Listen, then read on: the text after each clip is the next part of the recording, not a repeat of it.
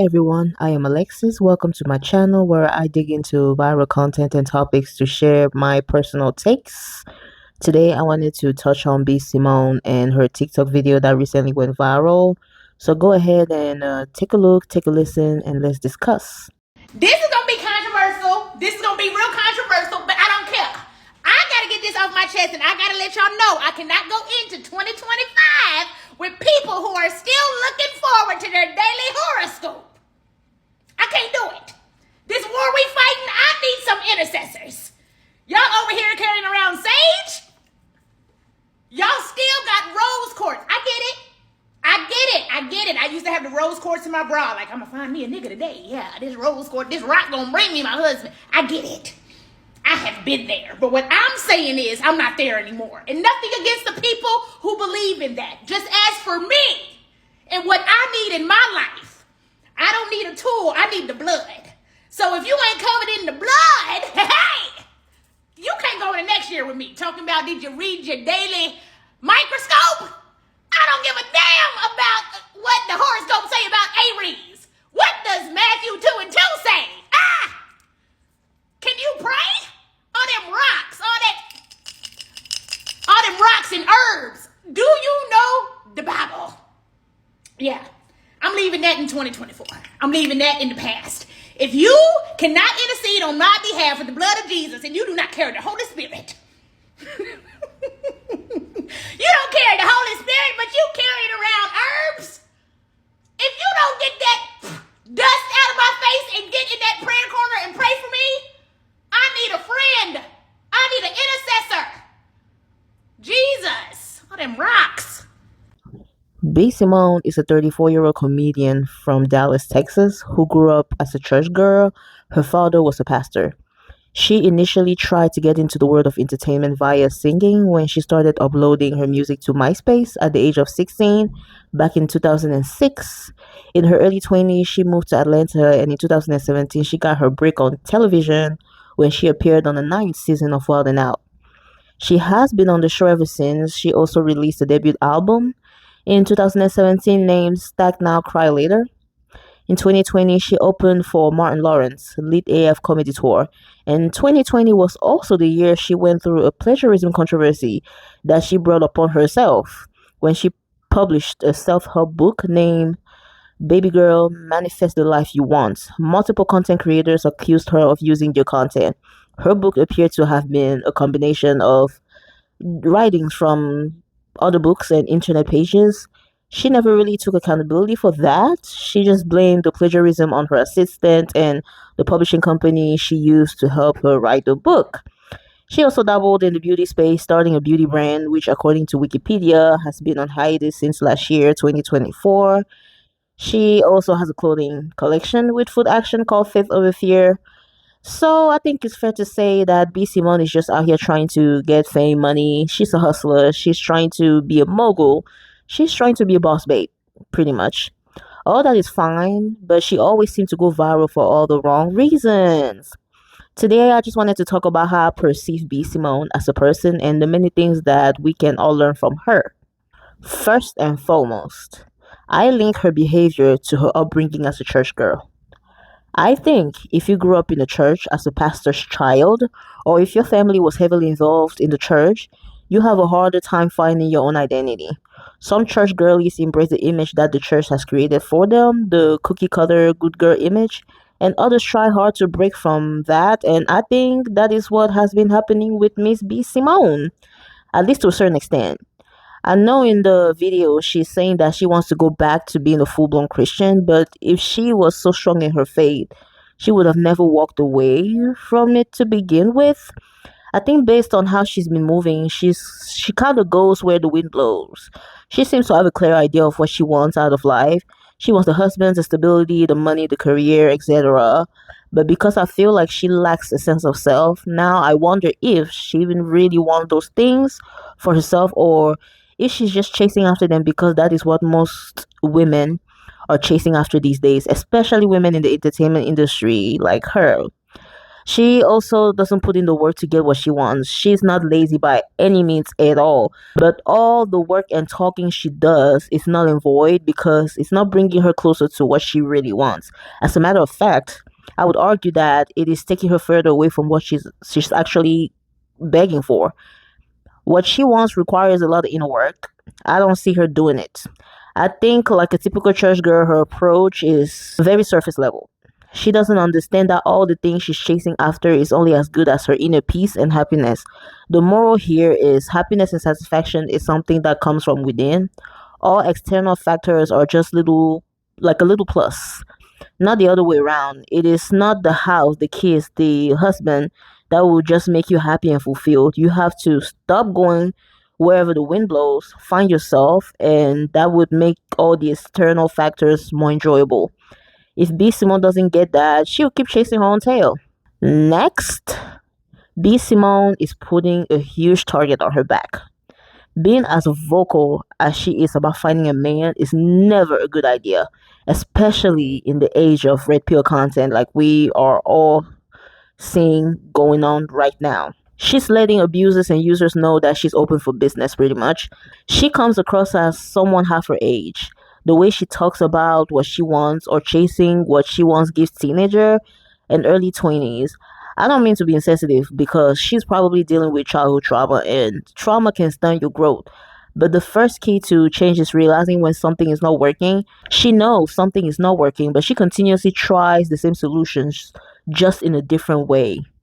She switches from one spirituality to the next. She even had a sit down with Dr. Bryant, which came across as a therapy session, but it seems like she doesn't put in enough work to address her traumas, even though that would help more than anything, in my opinion. Either way, she's way too open about wanting a man, which can push away the best candidates. I think people who are looking for a partner and to grow together are not going about it the way she's going about it. She's way too loud. I think that shows lack of strength, in my opinion, and maybe even a lack of emotional intelligence. People who are very loud don't ever really got it like that. The good thing is, I don't think there is an age by which she needs to get it all right. I really hope she understands how dangerous it is to be this open, loud, vocal about her wants and needs. It makes it easy for the wrong person or people to approach her with lies and deceptions. Next, B. Simone comes across to me as a people pleaser to a certain extent. I say this solely because she's an entertainer, and entertainers have to have a certain level of people pleasing in them. I mean, think about it. Like, think about how many shoes you have to fill to be an entertainer, especially entertainers who partake in multiple forms of arts like music, acting, comedy, etc. at the same time. When your entire career and livelihood is to entertain, you might not even truly know what you want. Basically, what you want has to be in alignment with what your fans, followers, and subscribers want from you. Every time she opens up about something, you can tell that she's looking for a reaction.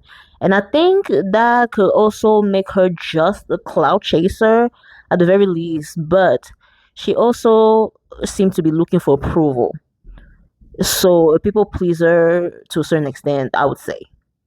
Next, comedians are some of the loneliest people on the planet. People who are misunderstood and lonely can sometimes be the life of the party, but no one entertains them the way they entertain others. B. Simone gives me the impression that she makes jokes to avoid having to take her reality seriously. I think a lot of comedians are that way. Comedians can be very vulnerable but give away just enough to make the people laugh. However, I think B. Simone tries too hard and brings herself down to entertain others. She's not like Kevin Hart in Laugh at My Pain, where it felt like he was talking about the past or a series of hard times that he overcame. B. Simone sounds like she's crying out for help, but she's trying to be a comedian. She jokingly talks about how she really feels or the things that she wants, but if anyone takes her seriously enough and gives her room to vent and cry, she will probably just let it all out, like she did during the Dr. Brian interview. Sometimes you choose to present yourself to the public in a certain manner only because that is how the public sees you and will receive you. I low key feel bad for her a little bit, because if everything I just said is true, then she would have to put in even more work to get the perfect partner that she desperately wants. But it doesn't seem like she's on the right track. Next, if she could be sexy, she would. Okay, so let me get into this point and let me explain what I mean by that. Like I mentioned earlier, sometimes society gives you a role to fulfill based on how they see you. You then have to decide if you accept that role. In B. Simone's case, I think she's playing into what people expect from her, like the loudmouth church girl who's always preaching something. But something tells me if she could be a Rihanna, a Shakira, a Megan Thee Stallion, Doja Cat, you name it. If she could be a sex symbol and a bombshell, she would never be a comedian. Like that's just what I think of her. If she could be both the funny friend and the sexy friend, she would probably lean more towards being the sexy friend. I came to that conclusion when she was pedestalizing Danny Lay. Do y'all remember that time? Just because the rapper, the baby that she liked at that time, at least. I don't know how she feels about him now. Just because he was with Danny Lay at the time. She even made like some disturbing comments about Latina babies coming out of the womb looking sexy. All in all, Danny's solid. I follow her, been following her since My Little Baby. That's my favorite song by Danny Lay, period. Just why? I'm not a hater. She's beautiful. She's Latin. Latins already have the upper hand. You speak two languages and spiciness is in your blood. That's not fair. Okay. Chili peppers. Chili peppers. Like, Latins are, they come out the vagina sexy. Like, how are you sexy at 2?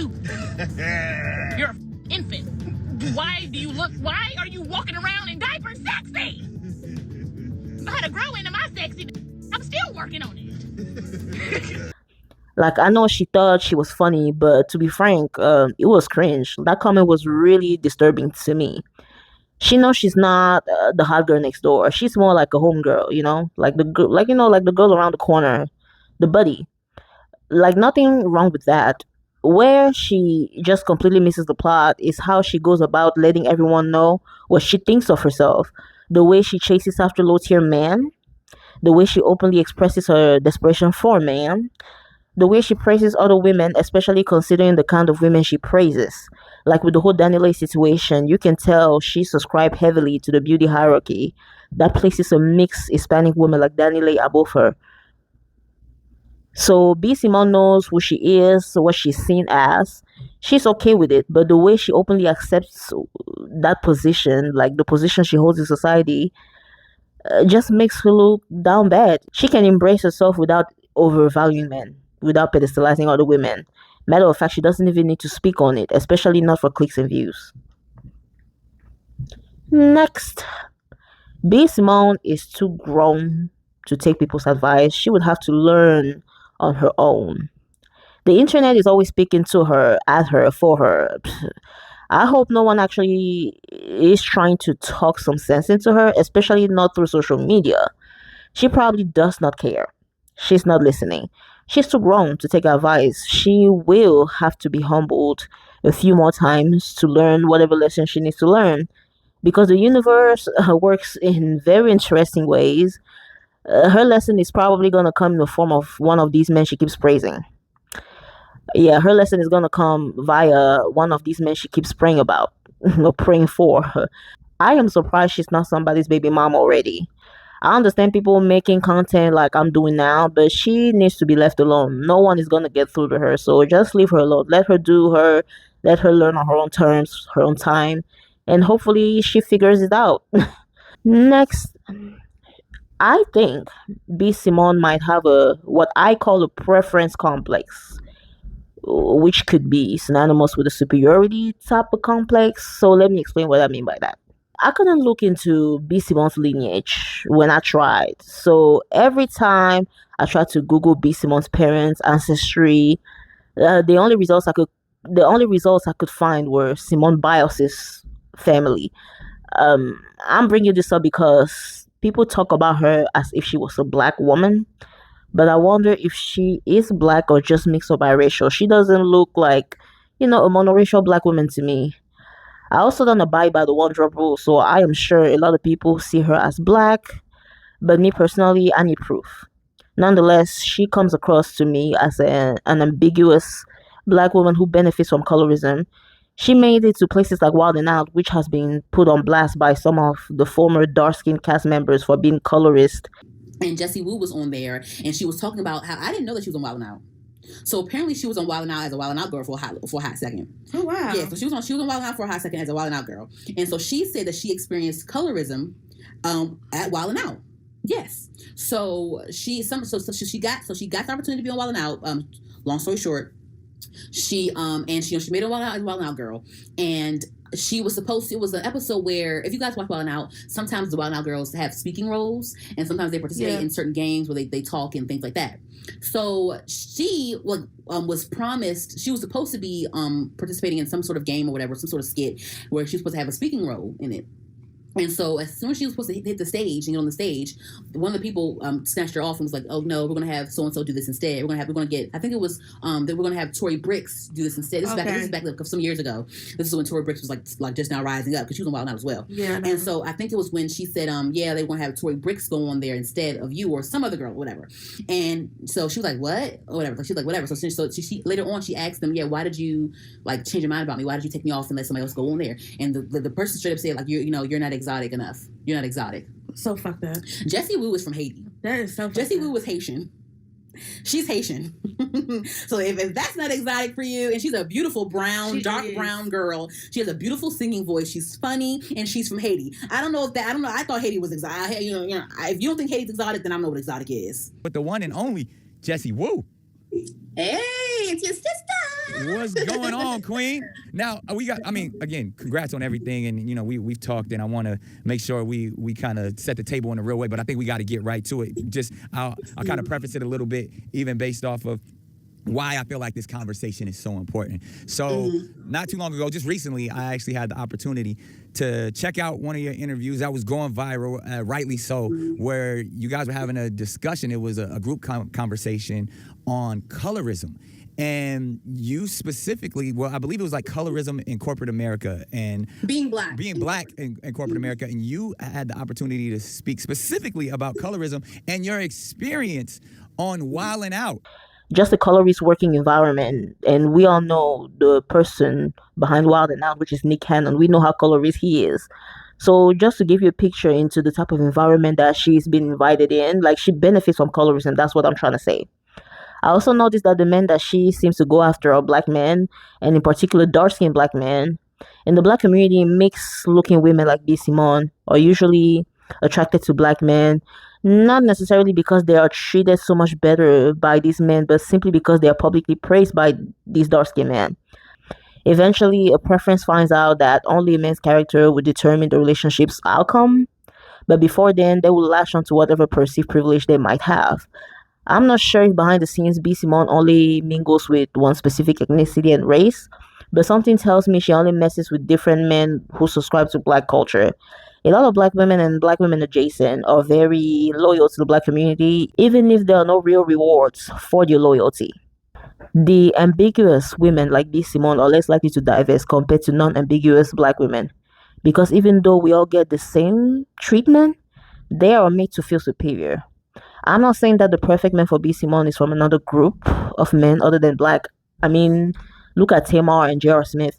Women who are not healed will pick a bad apple from any race. However, I really think eventually B. Simone will have to look outside the black culture for a higher chance to find the right mate. What I'm saying, to be exact, is that the issue is not the skin color or the ethnicity of the person. The issue is the culture, and majority of black men subscribe to a culture that don't value women.